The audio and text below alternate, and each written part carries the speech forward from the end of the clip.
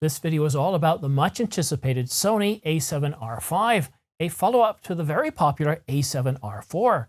We have a leaked image from the top of the camera, as well as the announcement date, time, and location.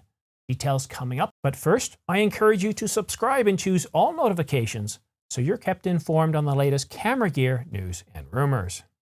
This photo is courtesy of Photo Rumors, and this is shocking. Do you see what I see? Here's a look at the a7R4. Notice the position of the mode dial button.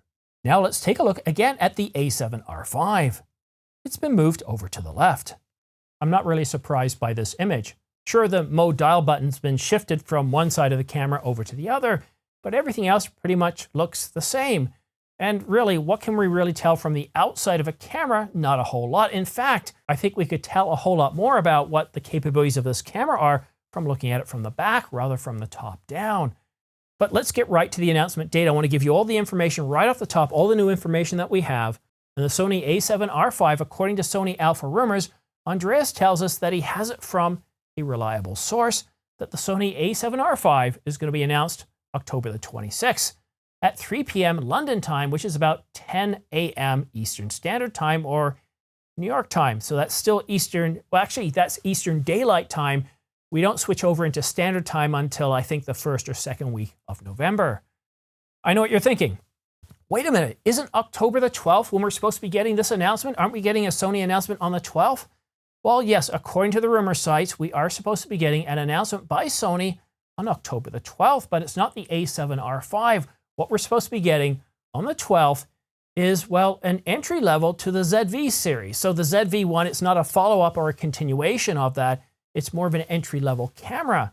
And I think the Sony ZV-1 is a terrific camera, and it's priced very well. And if we look at the recently announced Sony FX30 at, well, just under $1,800, I think Sony's really starting to corner this low-end market.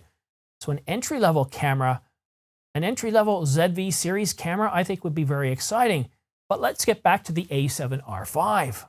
We had several rumored specifications of what this camera would have, and we actually had a detailed list of supposed leaked specifications. And we're just about 2 weeks away from getting the camera, so let's go back and look at those. And if you've seen the latest leaked specifications on the Sony a7R5, these really won't be a surprise to you. Now, what is a surprise to many is that this camera supposedly is going to have a 61 megapixel sensor, full frame sensor, backside illuminated and stacked, 61 megapixels. The a7R4, also 61 megapixels. So some people are getting a little bit upset going, what? I thought we were going to have a 100 megapixel censored camera from Sony. And sure, we might. And again, these are rumors, but what it's looking like right now, either it's going to be a sensor around 95 to 100 megapixels, or it's going to be 61 megapixels. And based on the leaked specifications that we got several, I guess, months ago now, that 61 megapixel sensor is going to have twice the output or twice the throughput. So even though it's going to have the same resolution as the a7R4, it's going to be considerably faster. So twice the throughput, and that's going to be great for both stills and video. And we'll get to video just in a little bit. In terms of raw throughput, so raw burst mode, this camera is going to be capable of up to 10 frames per second. I assume that's going to be with autofocus and auto exposure. And that's pretty impressive for a camera that's supposed to cost around $3,500. Now, not only is it going to get a new sensor with the same resolution as the a7R4, but it's also going to get a new image processor. Not really surprising here. So what can we do with a new image processor and a new sensor that's got twice the throughput of previous camera, the a7R4? Well, apparently an awful lot. The rumors indicate this camera is going to be capable of 8K video at 24/25, and some of the rumors are pointing to 30 frames per second. But what's really staggering is that it's going to be oversampled. We're going to get 9.6K oversampled 8K. We're also going to get 9.6K oversampled 4K. Now, there's no mention of whether we're going to get that same oversampling of 9.6K in 1080, but, well, let's just focus on what we do know based on these leaked specifications, assuming that they're true, that we'll get 9.6K oversampled 8K and 4K. Now, with those modes, you're going to get the choice of Super 35, which is a 1.5 times crop, or that regular standard full sensor readout using full frame. That's pretty impressive. And as far as the codecs go, Not surprising, it's supposed to have S-Log2, S-Log3, S-Cinetone, and HLG. And of course, all of this internal recording, 10-bit 422. Pretty impressive, right?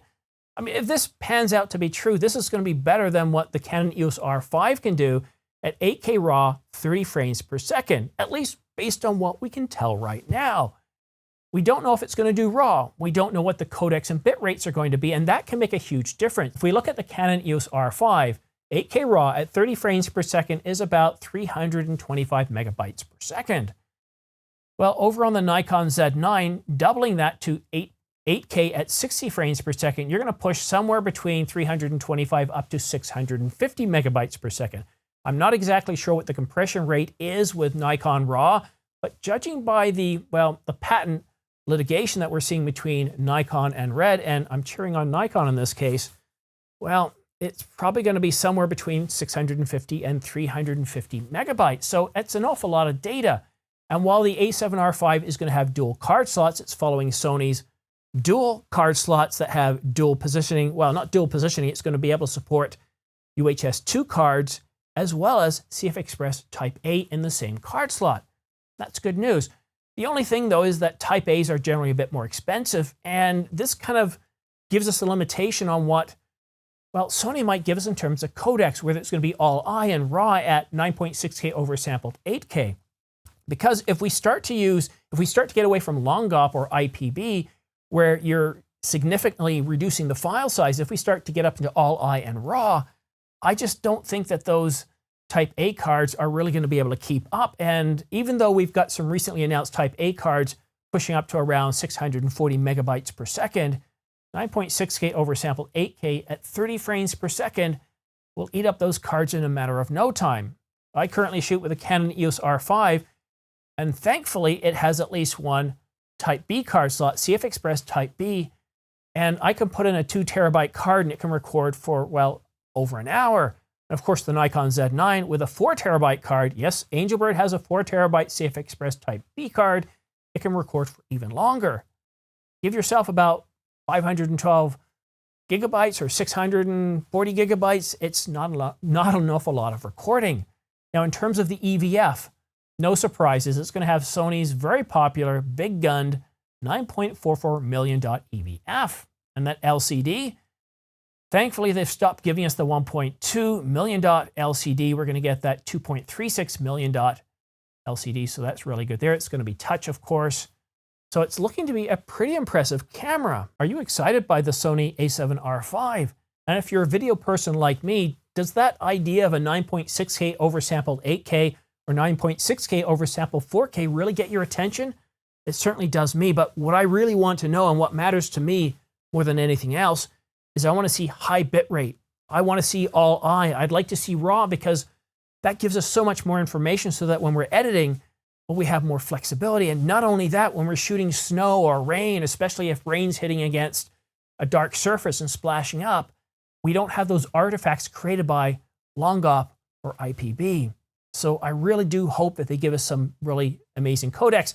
And again, as I've said in previous videos, I take these full leak specifications with a tiny grain of salt because, well, for one thing, Sony doesn't leak stuff very often. They're one of the few companies that, well, once you do get leaks, you look at them and go, they sound pretty good, and then the camera gets announced, and at best, you're 80% accurate. So I really do hope that these full leak specifications that we've seen from Photo Rumors, Sony Alpha Rumors, and others are bang on because this is a truly exciting camera. But this, to me, is a stills hybrid camera still.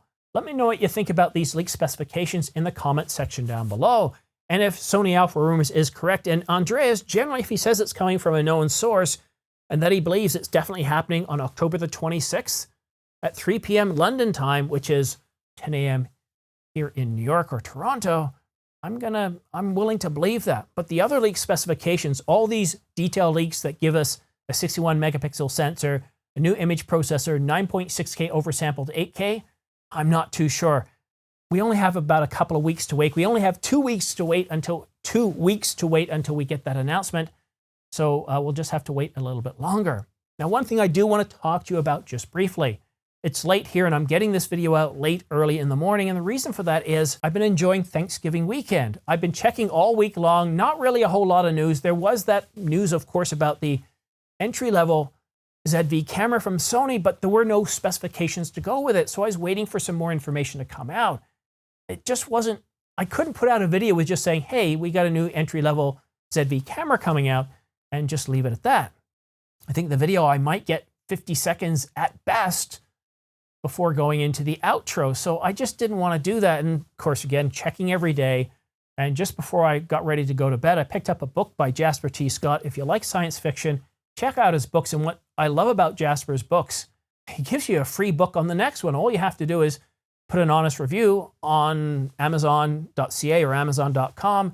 Send him a link to that and he'll send you a free book for the next book. So I really like the Dark Space series. And so anyhow, enough of that rambling off on a tangent. As I started to read the book, I realized, hey, maybe I should just check the news. It's Sunday night. We're coming into Monday. Generally, Monday is a pretty slow news day. And sure enough, we had a leaked image, a supposed leaked image from Photo Rumors of the a7R5 from the top down. I thought, okay, there's not a lot of news there. We got the top down. We do have the announcement date. So there's that. We have the ZV entry-level camera. Okay, you know what? There's enough to put out a video, and let's go ahead and rehash those leaked specifications. If you're anything like me, and the chances you're still watching right now, you are, when you're really looking forward to a camera, it doesn't matter how many times you hear those leaked specifications until that camera is announced and until you bought it, pre-ordered it, you don't get tired of hearing those specifications. So that's why every now and then I'll take those old specifications, the latest that we have, and put them in a video like here so you can just, well, enjoy it with a nice cup of tea or coffee, as I'm sure most of you watching right now are in Asia and you're getting up to start your day. And what time is it here? It's midnight. So it's midnight as I'm just wrapping things up. So it's probably noon in Asia, and well, people in Europe will start to wake up soon. Eastern Europe are probably starting to get up already, start their workday. So if that's you in Eastern Europe, getting ready to start your workday, enjoying your coffee and tea, thank you very much for tuning in. And if you want to stay up to date on the latest camera news and rumors, whether it be the Sony a7R5, the next coming Canon, Nikon, Pentax, whatever it is, I cover all the big news from all the camera companies, because when it comes to cameras, well, I just love camera technology or accessories or even the computers that we use to edit our images.